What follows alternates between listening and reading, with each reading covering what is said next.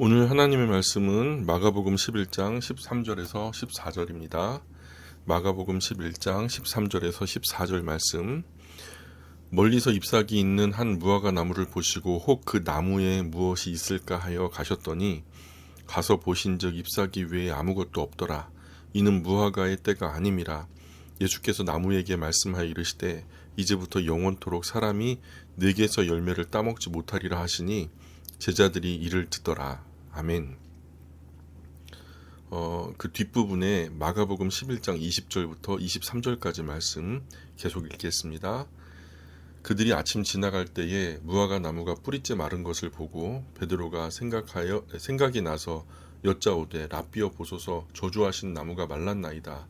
예수께서 그들에게 대답하여 이르시되 하나님을 믿으라. 내가 진실로 너에게 이르노니 누구든지 이 산더러 들리어 바다에 던져지라 하며 그 말하는 것이 이루어질 줄 믿고 마음에 의심하지 아니하면 그대로 되리라. 아멘.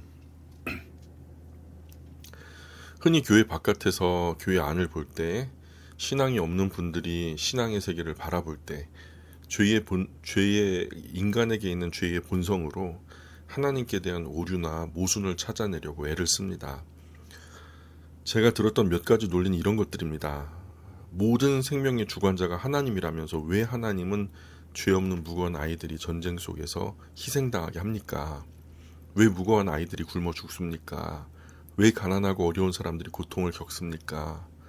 심지어 저의 친구는요, 뉴스에서 강간당하고 살해당한 어떤 여성에 대한 뉴스가 나오니까 하나님은 왜 저 여자를 죽게 내버려 두셨냐 하면서 저에게 따졌던 사건도 있었습니다. 그래서 제가 이렇게 반문했습니다. 아니, 하나님이 강간했냐, 하나님이 살인을 했냐, 그런 욕구와 원망을 들어야 한다면 누가 들어야 하냐. 너는 어른이 되어가지고 그 정도도 분별력이 없냐. 그 뒤로는 그 친구 안 만납니다. 그 전쟁은 누가 일으켰습니까? 사람이죠. 그 전쟁의 이유는 뭡니까? 갖가지 이유가 있겠지만 욕심이겠죠. 그렇다면 그 전쟁의 책임은 누구에게 있습니까? 사람에게 있는 것입니다. 사람의 욕심으로 일어난 전쟁에 대한 책임을 하나님께 돌리는 모습은 적절하지 않은 것 같습니다. 제가 아는 하나님은 사람의 욕심으로 일어난 전쟁의 폐허 속에서도 고아와 과부, 가난한 사람, 병든 사람들을 돌보셨습니다. 무사람, 남자들의 죄의 욕심으로 짓밟혀 상처받은 여자 곁에 그 생명을 보호하시기 위해 끝까지 곁을 지키며 서 계셨던 분은 예수님 뿐입니다. 저는 하나님도 이와 같으리라고 믿습니다. 왜냐하면 하나님의 아들 하나님이신 예수님이 그러셨으니까요. 비슷한 맥락으로 예수님을 욕하는 어떤 분을 만났습니다. 오늘 우리가 읽었던 성경 본문을 읽었는지 아니면 다른 사람에게 들었는지는 모르지만 왜 예수님이 아무 죄 없는 무화과 나무를 저주해서 말라 죽게 했냐? 너는 그런 예수는 그런 신이냐? 그게 무슨 성인이고 그게 무슨 믿음의 대상이냐? 너가 믿는 예수는 그런 신이냐? 예수님을 고의적으로 힐난하는 사람들에게 이런 말도 안 되는 엉터리 논리 궤변이 흔합니다. 자, 그렇다면 우리는 그리스도인으로서 예수님의 행동에 대해서 얼마나 정확한 인식을 가지고 있는지 좀 되돌아볼 수 있었으면 좋겠습니다. 이렇게 하나님과 예수님을 오해해서 힐난하는 사람들에게 왜 예수님이 이런 행동을 하셨는지 설명해 줄 수 있을까요? 설명은 못한다고 해도 우리 스스로 이런 의문으로부터 자유로울 수 있을까요? 왜 예수님이 이런 행동을 하셨을까요? 우리 안에 답이 있습니까? 분명한 사실은 예수님이 무화과 나무를 저주하거나 증오하셨을 리 없다는 사실입니다. 무화과 나무를 증오하셨다면 예수님은 성격이 정말 이상하고 괴팍한 사람일 수밖에 없습니다. 생각해 보세요. 나무를 증오하는 사람? 상식적으로 이해할 수 있습니까? 게다가 마가복음 11장 13절에 보시면 무화과의 때가 아니었다 이렇게 기록되어 있습니다. 때가 아니어서 열매 맺지 않은 것 가지고 예수님은 속된 말로 꼬라지가 나서 곁에 있던 무화과 나무에게 화풀이 하셨다? 정말 그런 거라면 예수님은 정신감정 받아보셔야 될지 모릅니다. 그러나 또 반대로 말하자면 예수님은 특별히 무화과 나무를 아끼실 필요도 없었습니다. 교회의 반감을 가진 사람에게는 예수님의 이런 행동이 증오를 불러일으킬 소지가 있습니다. 죄 없는 무화과 나무를 말이야. 그러나 사실 무화과 나무는 아무것도 아닙니다. 이것을 말라 죽게 했다고 해서 그렇게 비난받을 만한 일도 되지 않습니다. 어떤 사람이 과일나무 심었다가 열매가 열리지 않아서 찍어 내버렸다 합시다. 그것이 그 사람의 인격을 의심할 만한 일이 될까요? 그러므로 이 본문에 나타난 예수님의 행동에는 예수님을 오해하려는 사람들이 생각하는 억지 궤변이 아니라 예수님께서 뜻하시는 전혀 다른 의도가 있음을 충분히 합리적으로 추측해 볼 수 있습니다. 분명한 것은 예수님께서 보여주신 행동은 무화과 나무 자체에 대한 애착이나 증오를 나타내려 하신 것이 아닙니다. 예수님은 이 행동을 통해서 뭔가 다른 더 중요한 말씀을 하려고 하신 거죠. 고린도전서에 보면 소에 관해서 이렇게 언급합니다. 고린도전서 9장 9절로 10절입니다. 모세의 율법에 곡식을 밟아 떠는 소에게 망을 씌우지 말라 기록하였으니 하나님께서 어찌 소들을 위하여 염려하심이냐 오로지 우리를 위하여 말씀하심이 아니냐 과연 우리를 위하여 기록된 것이니 밭 가는 자는 소망을 가지고 갈며 곡식 떠는 자는 함께 얻을 소망을 가지고 떠는 것이라. 지금 여기서도 소를 위하여가 아니라 우리를 위하여다. 이 말씀을 하신 것은 소의 입에 망을 씌우지 말아라. 그러니 소를 위하여다. 이렇게 오해하지 말라고 말씀하신 겁니다. 소를 염려함이 아니라 우리를 염려하여 이런 말씀을 하셨다는 거죠. 무화과 나무가 말라 죽은 이 사건 역시 우리에게 무언가를 말씀하려 하신 것 같습니다. 실제로 우리가 성경을 공부해 보면 복음서에서 예수님이 하신 말씀이나 행동 중에 구약 성경과 연결되지 않는 것이 거의 없습니다. 기록된 예수님의 모든 행동과 말씀은 거의 다 구약 성경의 연계선상 안에 우리는 볼 수 있습니다. 언약 백성에게 무언가를 가르치시기 위한 목적으로 의도된 것입니다. 성경을 읽는 우리에게 주어진 사명은 주님의 그 의도를 읽는 것입니다. 무화과 나무 하나가 말라 죽었다 살았다 이것이 중요한 것이 아닙니다. 그렇다면 예수님은 왜 다음에 두 가지 행동을 하셨을까요? 첫 번째로 예수님은 왜 무화과 나무에서 열매를 얻으려고 하셨을까요? 두 번째로 예수님은 왜 이 무화과 나무를 말라 죽게 하셨을까요? 이 행동은 예수님께서 예루살렘 입성하신 후에 곧이어 이루어졌다라는 사실 중요한 부분입니다. 시점이 중요하죠. 예수님의 예루살렘 입성이 가는 의미는 뭘까요? 왜 예수님은 예루살렘에 입성하셨습니까? 답은 간단합니다. 예수님은 예루살렘에서 십자가에 달려 죽기 위해 입성하셨습니다. 그러므로 예수님의 예루살렘 입성은 이스라엘에게 있어서 마지막 기회라 할 수 있습니다. 마가복음 21장 33절부터 46절에는 이 한 가지 비유가 있죠. 제가 읽어드리겠습니다. 다른 한 비유를 들으라. 한 집 주인이 포도원을 만들어 산 울타리로 두르고 거기에 집 자는 틀을 만들고 망대를 짓고 농부들에게 새로 주고 타국에 갔더니 열매 거둘 때가 가까움에 그 열매를 받으려고 자기 종들을 농부들에게 보내니 농부들이 종들을 잡아 하나는 심히 때리고 하나는 죽이고 하나는 돌로 쳤거늘 다시 다른 종들을 처음보다 많이 보내니 그들에게도 그렇게 하였는지라. 후에 자기 아들을 보내며 이르되 그들이 내 아들은 존대하리라 하였더니 농부들이 그 아들을 보고 서로 말하되 이는 상속자니 자 죽이고 그의 유산을 차지하자 하고 이에 잡아 포도원 밖에 내쫓아 죽였느니라. 그러면 포도원 주인이 올 때에 그 농부들을 어떻게 하겠느냐. 그들이 말하되 그 악한 자들을 진멸하고 포도원은 제때에 열매를 바칠 만한 다른 농부들에게 새로 줄지니이다. 예수께서 이르시되 너희가 성경에 건축자들이 버린 돌이 모퉁이 머릿돌이 되었나니 이것은 주로 말미암아 된 것이요 우리 눈에 기이하도다 함을 읽어본 일이 없느냐. 그러므로 내가 너희에게 이르노니 하나님의 나라를 너희는 빼앗기고 그 나라의 열매 맺는 백성이 받으리라. 이 돌 위에 떨어지는 자는 깨지겠고 이 돌이 사람 위에 떨어지면 그를 가루로 만들어 흩으리라 하시니 대제사장들과 바리새인들이 예수의 비유를 듣고 자기들을 가리켜 말씀하심인 줄 알고 잡고자 하나 무리를 무서워하니 이는 그들이 예수를 선지자로 알미었더라. 아멘. 옛 이스라엘 구약의 성도들은 계속해서 하나님의 언약을 저버렸습니다. 그래서 하나님은 그 언약을 저버리지 말라고 선지자들을 끊임없이 보냈습니다. 마치 포도원 주인이 소작 농부들에게 열매의 일부를 요청하듯이 선지자들을 처음에 보내고 더 나중에 더 많이 보내고 그래도 안 되니까 나중에는 자기 아들을 보내면 이는 좀 존대해주지 않을까 보냈더니 그 아들을 죽여버리고 유산을 차지하자 했다는 겁니다. 그분이 누굴까요? 그 아들이 바로 예수님입니다. 하나님께서 보내신 아들을 거절하고 그분을 십자가에 달아 죽였다는 거죠. 자, 여기서 농부들이 취할 수 있는 행동은 두 가지가 있습니다. 하나는 예수님의 비유처럼 그 아들을 거절하고 십자가에 달아 죽이느냐, 아니면은 주인이 보낸 아들을 인정하고 그 앞에 용서를 구하느냐. 자, 하나님의 아들을 거절하고 그분을 십자가에 달아 죽이느냐, 아니면은 보내신 아들을 인정하고 그분 앞에 회개하느냐. 기회죠.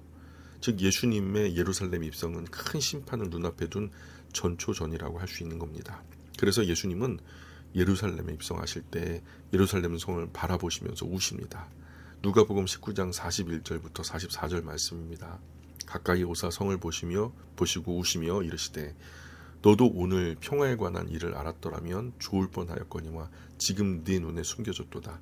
날이 이를지라 원수들이 토둔을 쌓고 너를 둘러 사면으로 가두고 또 너와 그 가운데 있는 내 자식들을 땅에 메어 치며 돌 하나도 돌 위에 남기지 아니하리니 이는 내가 보살핌 받는 날을 알지 못함을 인함이니라 하시니라. 아멘. 하나님께서 구약 시대 내내 이스라엘 백성들을 계속해서 죽을 뻔한 나라, 마치 태풍 앞에 촛불처럼 꺾여진 갈대처럼 곧 내버려 두면 죽을 나라를 건져주셔서 보배로운 하나님의 소유, 열방의 제사장 나라로 삼아주셨는데 그 하나님의 보호의 손길을 망각하고 오히려 원수들 앞에, 우상 앞에 자신을 드리면서 하나님 앞에 온갖 가증한 일을 행하지 않았습니까? 그래서 하나님이 나중에는 더 이상 인내하고 또 긍휼하시기 어려우셔서 그 보호해 주시던 손길을 거두시게 됩니다. 그게 나중에는 이스라엘이 망하게 되죠. 이 말씀은 예수님을 마지막까지 영접하지 않은 옛 이스라엘로의 예루살렘이 큰 심판을 받게 된 것을 내다본 말씀입니다. 그러므로 예수님의 예루살렘 입성은 한편으로는 구원을 위한 십자가 사건을 위한 입성이지만 당시 이스라엘 입장에서는 하나님 아들을 죽이고 심판을 위한 마지막 돌을 놓는 사건이라는 것입니다. 무화과 나무에게 행하신 예수님의 행동은 예루살렘의 심판과 연결되어 있습니다. 그러면 성경에서 무화과 나무는 일반적으로 무엇을 의미하는지 혹은 무엇을 상징하는지 성경을 통해서 몇 구절 함께 찾아보기 원합니다. 포도나무와 무화과 나무는 일반적으로 보통 함께 등장합니다. 자, 첫 번째로 무화과 나무는 통상적으로 하나님 백성을 상징합니다. 호세아 9장 10절입니다. 옛적에 내가 이스라엘 만나기를 광야에서 포도를 만남같이 하였으며 너희 조상들을 보기를 무화과 나무에서 처음 맺힌 열매를 본같이 하였거늘 그들이 바알 부올에게 가서 부끄러운 우상에게 몸을 드림으로 저희가 사랑하는 우상같이 가증하여 줬도다. 사막에서 포도나무같이 무화과 나무에 열린 첫 열매같이 누구를 보았다? 네, 이스라엘 보았다. 하나님께서 옛적 이스라엘 보기를 그렇게 사모하는 마음으로 사막에서 그 달고 시원한 포도를 만나면 얼마나 기분이 좋을까요? 또 무화과 나무 정말 꿀같은 첫 열매를 바라볼 때 그걸 보는 사람이 얼마나 마음이 설레일까요? 하나님께서 마치 이스라엘 보기를 그렇게 보셨다는 겁니다. 그러나 그들은 하나님을 그렇게 보지 않았습니다. 하나님의 큰 기대에 미치지 못했고 오히려 죄악으로 가증하게 되어버렸다는 겁니다.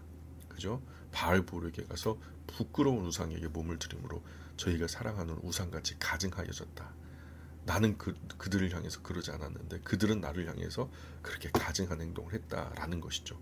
두 번째로 그러므로 언약 안에서 거하는 기쁨과 안식을 나타내는 징표로 이 무화과 나무, 포도나무는 사용되고 있습니다. 구약 성경에서 통상적으로 사람들이 각자 자기의 포도나무와 무화과 나무 아래에 앉았다라는 말은 그들에게 하나님의 보호와 그로 인한 안식이 지금 실현되고 있다라는 의미입니다. 열왕기상 4장 25절에 보면 솔로몬이 사는 동안에 유다와 이스라엘이 단에서부터 브엘세바에 이르기까지 각기 포도나무 아래와 무화과 나무 아래에서 평안히 살았더라. 뭐하며? 평안히 안식하면서. 그죠? 단에서 브엘세바라는 것은 우리나라로 치면 저 최북단 백두산에서부터 최남단 한라산까지 그렇게 백두에서 한라까지 이런 뜻입니다. 이스라엘의 모든 경계 안에서 평안하고 안전했다 이런 얘기를 하는 겁니다. 어떤 때 하나님과의 관계가 이스라엘이 하나님을 향하여 충성할 때, 또 하나님도 이스라엘 향하여서 신실하실 때, 그런 아름다운 관계가 돈독한 상황에서는 하나님의 보호하심 가운데 그들이 안식하며 평안하게 살 수 있었다라는 것을 얘기하는 겁니다.